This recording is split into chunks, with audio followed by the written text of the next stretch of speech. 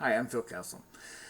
During the Adobe World eLearning Conference 2021, I did a workshop on visual design, and one of the files that I was showing was creating a slider, and I wanted to emphasize that when you're developing your content that you want to think like a gamer. And so I created a slider that would, based on your score or your attendance or whatever value you're looking at, this arrow would slide across his face from a frowny face to a smiley face. And it was a little complex, and I didn't have the time to talk about it in any great detail at the conference. So I thought I'd make a quick tutorial on how to build it. And I'm going to step you through showing you the file, and then we'll look at the code on how to build it, and hopefully you can implement this in your courses. I'm going to start off by showing you the project. This is the project that I was demonstrating at the Adobe World Conference 2021. And I didn't have time during my workshop to go into the details of this. This is why I'm creating this tutorial, so you can see how it was created. So you can see I have an arrow pointing to the frowning face, and I don't have a score in here yet. But say, for example, I punch in the number 55 and press the Enter key. You can see that I now have a score of 55. And then in purple it says you passed, but I know you can do better. So I'm just going to go down to 5%. Now you notice the text is in red and italicized, saying you did not pass, try again. So I'm going to put in 90%. Now the text is in green, and it says, you're amazing, well done. And if I try to put in something like 900%, it'll go up to 100%, but it will not go to 900%. And you have to be careful because technically I could have that arrow fly right off the screen if the number was too high. So I want to show you how I created this. And the reason why I was showing this is during the conference I was talking about visual design. And one of the things that when we're talking about visual design that I was mentioning was you need to think like a gamer. Gamers are obsessed with visual design, and I think we can improve some of our learning by thinking like a gamer. So I just want to show you how I did this and how I built it. I'm going to go through the coloring of the text fairly quickly because there is a tutorial already online showing you how to do this. So I inserted a text caption, I gave it the name show feedback, and then I created a variable called txt feedback. So that's my Captivate variable txt feedback, and then I inserted that variable into the text caption. And then I clicked on the state view button for the text caption, and then I created 3 states. There's a fail, a mid, and an honors, and I'll show you that in just a second. So what it is, I changed the text in the fail state to red. I changed the text color in purple, for mid into purple, and then for honors I changed it into green.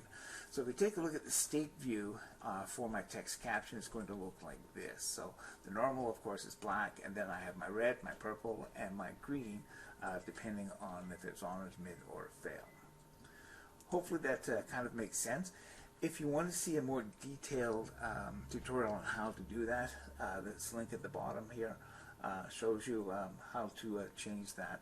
I made this back in 2020, and it went pretty good, and I've got some good feedback from that. So now in building the interface, this is where we build those arrows and the faces that you saw, as well as the inputs. So first we import or draw an arrow, and in this case I drew the arrow. This is drawn inside of Adobe Captivate, and put a little bit of a drop shadow on it and a gradient in the middle, and then I named it IMG arrow, or image arrow. And it's important to have the name written down because you're going to need to access it by its name. And then I imported the image guide for the graphic. So this is my image guide that I had from the frowny face over to the green smiley face. And then I placed the arrow at the starting place underneath the graphic. And then I recorded the X value of the arrow in the properties. So as you can see here, I've got the arrow at the starting place, and then I say, okay, the X value here is 120. So I now know where it's going to start. I move the arrow all the way over to where it points to the green face, and then of course I record the X value for the arrow that's in the properties, so I know how far to the right it's going to shift. So to add the text caption, I added a text caption that says enter score between 0 and 100, just so we can have an idea of what we're supposed to do. and then I added a text input, so I can actually punch in a number. I named it TXT score. That's not really overly important for this project. But what I did do is I clicked the More button in the properties, and then I set it so it's numbers only and a maximum length of 3 characters. So that way you can't put in your name, and you can't put in like a number like 8,000 or 800,000. It'll only go to 999 is the highest value that you can have, but I will truncate it if you go over 100. Then I added the variable to the text input called the score. So the score is a Captivate variable, and you can see that this is located just underneath the more options. So you want to add the variable, the score. Of course, you're going to have to create the custom variable. If you have any problems with that, follow up with me, and I'll be glad to talk you through that process. So before looking at the code, what we need to do is determine how far the arrow is going to move.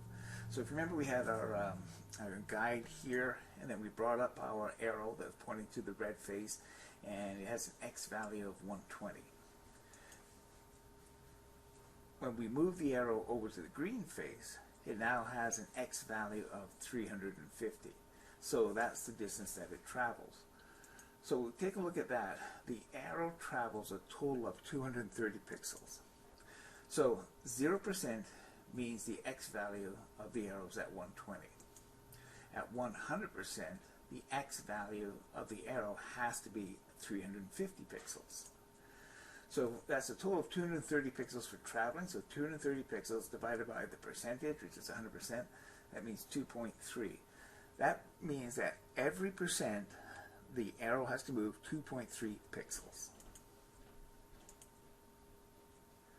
So now let's take a look at the code. I'm going to click on the text input, click on the actions in the properties panel, and then on success I'm going to execute a JavaScript, and I am going to turn off the continue playing the project. We want to turn that option off. And then I'm going to click on the script window button so I can start to enter in my own script. So this is the first 4 lines that I'm going to enter in. I have a base value of 120 and an end value of 350. And this means that if I need to move around, if I move the grid somewhere else or the slider somewhere else, all I have to do is find out where the new numbers are, and then I can just change those numbers. Actually, I don't even think I need the end value, but I have it there just as a reminder so I know the distance that I'm traveling. I then have the calculate percent function. So it's calc percent, and this is a function that I've made up, and we're going to now look at filling this in. So this is a function that is actually going to do all the work, and it's going to move the arrow based on the Captivate variable, the score. You remember when we punched in or created our text input, we put in the score as the variable for that text input. So here's what the function looks like. So this is function, calc percent, I have your round brackets and then an opening brace. Now the first line that we want to look at is this one here, and it's answers equals, and then this long functions are a set of as a path to a function called get variable value. And what we're doing, this basically reaches into the Captivate part of your project and gets the value from Captivate's the score. Remember, that was the Captivate variable inside of the text field. So I'm going into there and taking whatever's inside of that text field, and I'm saving it into the JavaScript variable called ans. Now the next line underneath is if answers is greater than 100. That means if you typed in 900 or 842, something like that, anything greater than 100, I'm going to set answer back to 100 because you cannot exceed 100%. And then I have this line here, which basically says, all right, ANS has a new value, and I'm going to take that value and I'm going to put it back into the Captivate variable, the score. So between these 2 lines that I've underlined, you can see how to get JavaScript to talk to Captivate and how to get Captivate to talk to JavaScript. So we can go back and forth between the 2, and that's very important. So that second line that I have underlined is setting the variable, the score, with whatever value we have inside of ans. I now have this calculation here, new x equals ans. That's the value that you've typed into the Captivate project, and I multiply it by 2.3 because every percent needs to move the pixel 2.3%. And then I finally have this where I'm using the $sign because I'm going after the jQuery as a jQuery function, and Captivate uses jQuery as part of its framework. So I'm going to get that image arrow, and I have to add the letter C to this. This is something unique. This is why you also need to write down the name of your arrow. So it's image arrow C, and I'm going to animate it, and I'm animating based on the left value, and I'm going to have it go to whatever new x has been calculated. And that's basically it to get it to move. Now, if you were to try this now, you'll probably say, well, I can only type in the number once, and it only works once, and then after that it doesn't work anymore. And typically, I'm not going to be too worried about this code, but I threw this code in so I could test it out and keep putting different numbers in. And basically, what this really long, ugly line of code is doing is it as an event listener. And what it's doing is it's listening for the score. So that's the Captivate variable, the score. And if the score changes, then what I'm going to do is I'm going to call the calc% function. So again, a bit of a convoluted line, not necessarily needed because typically you don't type in your score for what your score is going to be or what your percentage is. I'm just using it so we can test it out. And you'll notice that this line is inserted after we call the function and before we start defining the function. I've kind of inserted it in between there, and it works pretty good this way. Now, changing the text color using, we were in JavaScript, so I'm going to continue to use JavaScript. I could use advanced actions, but I thought, well, I'm in JavaScript, so I may as well keep going in JavaScript. So you can see that first line is that where we move the arrow, so that's that dot animate the left to new x, so that was from our previous code. So right underneath it, I then have this code, if the answer is less than 50, I have my opening brace, CP change state, and show feedback. Remember, that was that show feedback that we had made into multi-state, and I want to change it to the fail state. And then I want to change the txt feedback, which is the variable put inside of that text field, and I just want to say you did not pass, try again. If it's greater than or equal to 50%, and the answer is less than 80%, so that means up to 79, then I'm going to say CP change state show feedback to mid. So I'm now changing that mid. That was that purple color. And then I said you pass, but you can do better. And then if you're over greater than or equal to 80, then I'm going to change it to honors. And then you can see I'm setting the TXT feedback and saying you are amazing, well done. If we take a look at all the code together, and you can see that it is kind of long. This is why I took the time to kind of break it down. And again, that one line, that window, event emitter add listener, you don't necessarily need that, but I have thrown it in case you want to test this out yourself. You can also download this file and try it out for yourself and make modifications to it as you see fit. So what's next? One thing you can try is making the feedback a little more random, because I've kind of baked in the feedback right now. You can go to this tutorial that I did in 2018 that randomizes feedback, but it uses multi-state objects.